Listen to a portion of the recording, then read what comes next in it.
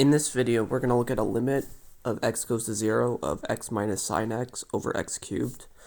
And we're going to set it equal to a over b factorial, and the final answer will be the value of a plus b.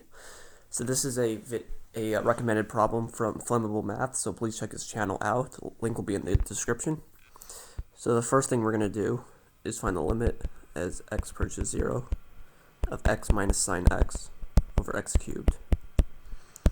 The numerator will approach 0 minus 0, so it'll approach 0 over x cubed going to 0. So we need to use L'Hopital's rule.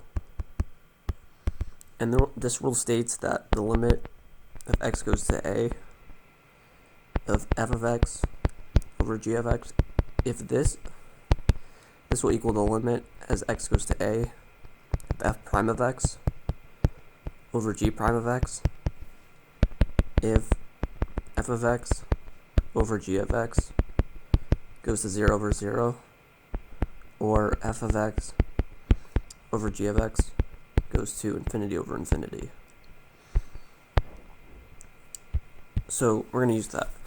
So we're going to take the derivative of the top and the bottom separately. So we get derivative of x would be 1, derivative of sine x is cosine x, derivative of x cubed is 3x squared.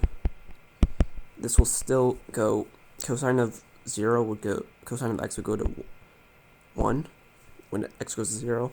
1 minus 1 is 0. So again, we have to use the same rule again. So limit as x goes to 0, I should do equals here. Limit x goes to 0 of, taking the derivative of 1 minus cosine, you get negative sine. Derivative of cosine is negative sine x, and then the new denominator will be 6x. And again, x goes to 0, so sine x goes to 0, and 6x goes to 0. So finally we have the limit as x goes to 0 of x minus sine x over x cubed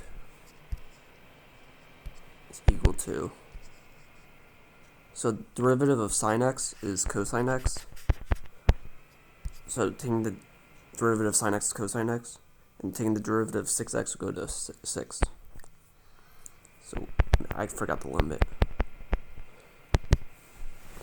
Cosine of 0 is 1, so it's 1/6. And so we have 1/6 is equal to a over b factorial, so this means that a is 1. B factorial is 6, which means that b is 3.